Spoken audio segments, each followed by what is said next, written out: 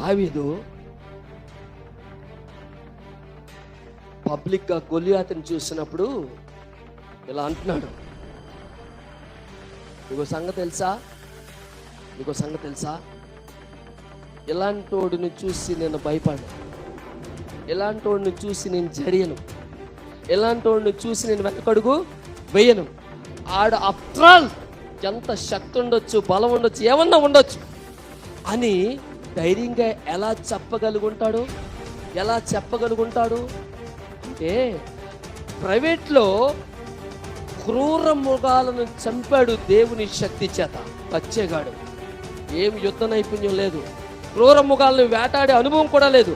ఒక్కటే ఆయనకున్న ఎక్స్పీరియన్స్ ఏంటో తెలుసా, అద్భుతంగా పాటలు పాడగలడు, అద్భుతంగా గిటారు వాయించగలడు. గిటారు వాయిస్తే దురాత్మలు పారిపోతాయి, అదొక్కటే టాలెంట్ ఆయనకుంది.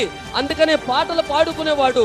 క్రూరముఖం వచ్చింది, ఎలుగుబంటి వచ్చింది, ప్రవ్వా అన్నాడు, వెంటనే పరిగెత్తి చీల్చేశాడు, సింహాన్ని చీల్చేశాడు. ఇది ఎవ్వడికి తెలీదు. ప్రభువుతో ఆయనకి ప్రైవేట్లో ఉన్న సంబంధం, రహస్యమందు దేవుడితో ఆయనకున్న సంబంధం.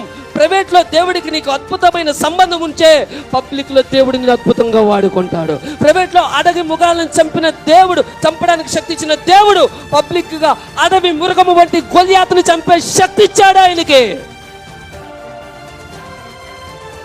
ప్రైవేట్గా నువ్వు రక్షించబడ్డావు అని దేవుడితో ఒప్పందం చేసినప్పుడు పబ్లిక్గా బాప్తిస్మం తీసుకుంటావే, అది ధైర్యంగా చెప్పే శక్తి దేవుడు నీకు ఇస్తాడు. పబ్లిక్ లైఫ్లో దేవుడితో నువ్వు చేసుకున్న ఒప్పందాన్ని, పబ్లిక్గా ప్రైవేట్ లైఫ్లో చేసుకున్న ఒప్పందాన్ని ప్రైవేట్గా దేవుడితో నువ్వు ఉంటున్నావని ఈ ప్రపంచము ముందు సాక్ష్యము చెప్పడం బాప్తిస్మం. అది నువ్వు నోటితో సిగ్గు లేకుండా చెప్పినప్పుడు జరుగుతుంది. ఇదిగో ఈ రోజు వరకు లోక సంబంధిని, ఈ రోజు నుంచి నేను పరలోకానికి సంబంధించినోడిని. ఇదిగో ఈ రోజు వరకు పాపానికి సంబంధించినోడిని, ఇదిగో ఈ రోజు నుంచి నేను పరిశుద్ధ ప్రభువుకు సంబంధించినోడిని అని పబ్లిక్గా చెప్పే దమ్మిస్తాడు దేవుడు. ఎప్పుడు తెలుసా, ప్రైవేట్లో నువ్వు దేవుడితో మంచి సంబంధాన్ని కలిగి ఉన్నప్పుడు. బ్యూటిఫుల్.